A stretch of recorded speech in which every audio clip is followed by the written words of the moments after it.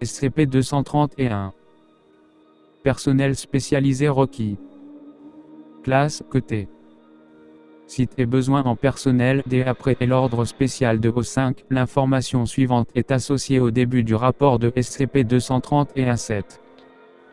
Tout le personnel affecté à SCP-231-7 doit, pendant un mois, suivre des séances de soutien psychologique après 2 mois sur place. SCP-231-7 doit être conservé dans un endroit inconnu. Tout le personnel affecté à SCP-231 sera transporté là-bas les yeux bandés à partir du site 19 par un itinéraire comprenant pas moins de 7 différentes formes de transport, y compris mais non limité à l'aviation et l'automobile, les tunnels souterrains et le retrait du bandeau pendant le processus de transport est un motif d'élimination immédiate. Les employés affectés à SCP-231-7 doivent subir une série de longs tests psychologiques avant d'être autorisés dans le site. Les individus doivent obtenir au moins 72 points sur l'examen d'obéissance de 1000 grammes, être célibataires, ne pas avoir de progéniture et ne doivent exprimer rien de moins qu'une fidélité totale à la Fondation. Contrairement aux examens psychologiques normaux, avoir des tendances sociopathes ou des déviances sexuelles ne doit pas être considéré comme des conditions d'échec automatiques. Les employés exprimant de la sympathie envers SCP-231-7 et ou exprimant un désir de sauver ou de sympathiser avec SCP-231-7 devront être transférés à un autre projet sans délai. Toute tentative de sauvetage réel sera sanctionnée par une élimination immédiate de l'employé. Ceux ayant fait partie du personnel de l'équipe de confinement de SCP-231-7 ne sont pas tenus de divulguer cette information à d'autres. Aucun procès-verbal ne doit conserver les noms des employés affectés à SCP-231-7 et le dit service ne devra pas apparaître dans les dossiers personnels de ces derniers. Sur place, les individus affectés à SCP-231-7 devront cacher leur visage avec des casques munis de commutateurs de voix intégrés pour protéger leur identité. Les membres du personnel sur place ne doivent pas enlever leurs uniformes en présence d'autres membres du personnel. Les heures de repos devront être dépensées dans des quartiers privés seulement. 6 membres du personnel de classe D ayant été condamnés pour avoir été des délinquants sexuels doivent être affectés à SCP-231-7 chaque mois pour les besoins de la réalisation de la procédure Sandy Montauk. Les criminels violents ne doivent pas être utilisés à cette fin en raison de la possibilité d'un accident fatal au cours du processus Sandy Montauk. Procédure de confinement spécial, les nombreuses tentatives d'évasion et de suicide, ainsi que les échecs qu'ont constitué nos tentatives pour confiner SCP-231-6 ont conduit à la modification du confinement de SCP-231-7 de la façon suivante. SCP-231-7 doit être contenu dans une cellule de détention insonorisée, placée à côté de 6 autres cellules servant à garder les 6 membres du personnel de classe détenus d'exécuter la procédure Sandy Montauk. Les caméras de sécurité devront surveiller chaque centimètre carré de la cellule à tout moment et devront fonctionner à tout instant. Un mauvais fonctionnement du matériel de surveillance devra être remplacé sans délai par du personnel ayant subi un dépistage psychologique. Les portes doivent être verrouillées magnétiquement et pourront être ouvertes par une action positive du poste de commande et de surveillance. Cela inclut toutes les portes qui relient la cellule de détention principale à celle des 6 membres du personnel de classe D. SCP-231-7 doit être maintenu sobre sur un lit d'hôpital en toutes circonstances, sauf durant la procédure Sandy Montauk. L'hydratation sera assurée par perfusion.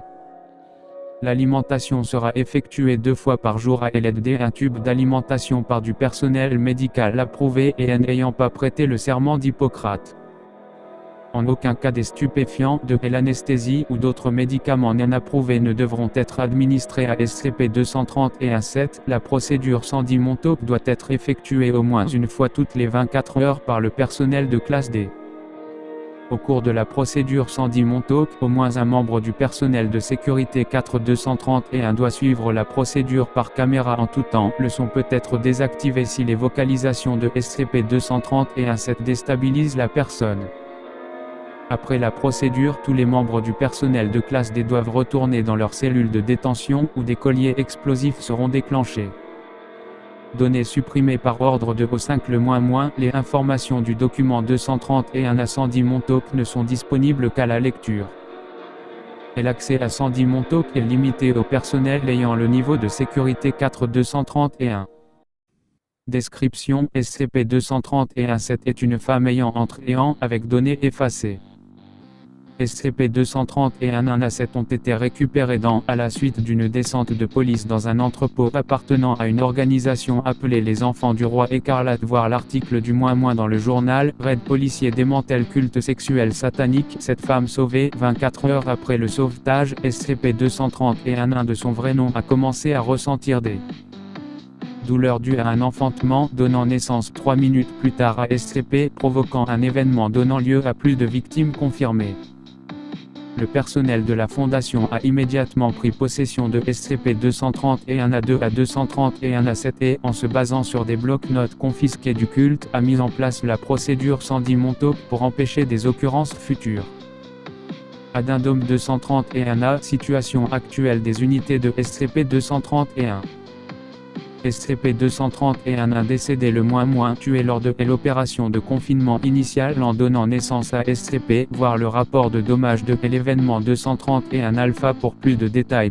SCP-231-2 décédé le -- tué lors d'une tentative visant à retirer le fœtus du deuxième spécimen de SCP, ce qui entraîna immédiatement un événement, voir le rapport de dommages de l'événement 231. Bravo pour plus. SCP-231-3 décédé le -- s'est suicidé après une longue période de détresse causée par la mise en œuvre de la procédure Sandy Montauk. SCP produisit immédiatement un événement, voir le rapport de dommages de l'événement 231 Charlie pour plus de détails. SCP-231-4 décédé le -- tentative d'administrer SCP-500 à SCP-231-4, malgré l'expulsion avec succès de toute trace de SCP de SCP-231-4, et l'expulsion a immédiatement fait l'objet d'un événement provoquant de nombreuses victimes, y compris SCP-231-4 elle-même. Voir le rapport de dommages de l'événement 231 Delta pour plus de détails. SCP-231-5 décédé le -- une exécution bâclée de la procédure Sandy Montauk eut pour conséquence la naissance de SCP une heure plus tard, ce qui conduisit ensuite à un événement, voir le rapport de dommages de l'événement 231 Netto et le rapport sur la destruction du site 231 Aleph pour plus de détails. Le nouveau personnel de classe D devra désormais n'être recruté que parmi des délinquants sexuels condamnés pour réduire au minimum la possibilité d'une seconde procédure Sandy bâclée. SCP-231 ainsi décédé le -- tué lors d'une tentative d'évasion aidée et encouragé par l'agent qui avait présenté des niveaux de stress accrus dus à l'exposition prolongée à SCP-231, s'empara de SCP supprimé et tenta d'utiliser la dite arme pour sauver SCP-231-6 et SCP-231-7, et l'agent fut tué dans la fusillade qui en résulta, mais une balle se dirigea dans la direction de SCP-231-6, la tuant sur le coup. Le fœtus de SCP-231-6 causa ensuite un événement. À la suite de cet incident, et l'administration O5 a voté à l'unanimité une modification de la politique du personnel. Voir le rapport de dommages de l'événement 231 Foxtrot pour plus de détails. SCP-231-7 depuis le -- SCP-231-7 est confiné avec succès. Addendum 231-B. Texte d'une missive de O5. Cher ami, j'en suis venu à comprendre que, récemment, certaines rumeurs ont fait surface concernant SCP-231. En raison de la baisse de morale du personnel, j'ai décidé de m'attaquer à certains des points les plus discutés. Oui, la procédure Sandy Montauk est aussi horrible que vous l'avez entendu, ce qui explique pourquoi seulement le personnel de classe D est autorisé à la réaliser. Oui, elle implique une brutale supprimée. Non, l'affectation à SCP-231 n'est pas destinée à tester votre loyauté envers la Fondation, vos tendances à, ou quoi que ce soit d'autre. Non, vous assigner à SCP-231 n'est pas une punition. Oui, il y a des membres du personnel qui ont travaillé sur SCP-231 et qui ont facilement reçu la permission de cesser ce travail après l'avoir demandé. Non, tous ceux ayant travaillé sur SCP-231 ne sont pas forcément supprimés à la sortie du projet. Oui, les membres du personnel qui ont été affectés à SCP-231 sont autorisés à prendre un amnésique de classe A avant de quitter le projet s'ils le souhaitent.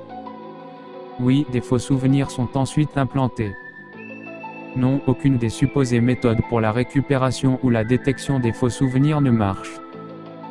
Oui, il y a certains d'entre vous qui ont travaillé sur SCP-231 et qui ne s'en souviennent pas. Non, nous n'avons pas renoncé à sauver SCP-231-7, mais la recherche dans ce domaine doit être réalisée avec la plus grande prudence. Basé sur la puissance accrue de chaque événement associé à chaque nouvelle instance de SCP, il y a une forte possibilité que l'événement que causerait la progéniture de SCP-231-7 pourrait se traduire par une situation fin du monde de classe XK. Cette information est précisée dans les ordinateurs portables récupérés chez les cultistes, voir le document 7 marié, 7 SO, SCP-231 complément B. Non, aider cette pauvre fille à sortir de sa misère n'est pas une option. Ni la droguer. Elle doit être consciente au moment de la procédure Sandy Montauk pour que celle-ci fonctionne. Une dernière remarque, la Fondation fait beaucoup de choses désagréables pour remplir sa mission, mais celle-ci est suffisamment importante pour que nous en payions le prix. Le confinement des SCP-231 est l'une de nos tâches les plus dangereuses, et non pas en raison d'un danger direct pour nous-mêmes comme avec SCP-682, mais en raison du danger que notre mission soit un échec, que nous nous permettions de baisser la garde en raison d'une sympathie pour la souffrance d'une innocente, ou que nous nous permettions de devenir des monstres à travers l'accomplissement d'actes monstrueux. Il suffit de faire votre travail et de garder votre philosophie pour le psy. Cordialement. Au 5. Ne les croyez pas quand ils disent qu'ils vont essayer de la sauver. Pourquoi aurait-il à s'en inquiéter? Ils ont obtenu exactement ce qu'ils veulent, exactement où ils... Addendum 231-C, mise à jour. La réponse émotionnelle de 231-7 lors de la procédure Sandy Montauk semble s'être réduite récemment, et ce, en dépit de la bonne exécution de ladite procédure. Les chances que SCP fasse l'objet d'un événement sont de plus en plus grandes. De ce fait, deux options ont été proposées.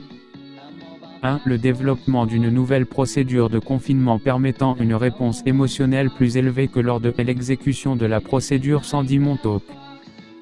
2. L'administration d'un amnésique de classe A à SCP-231-7, permettant un retour à un état de baisse émotionnel.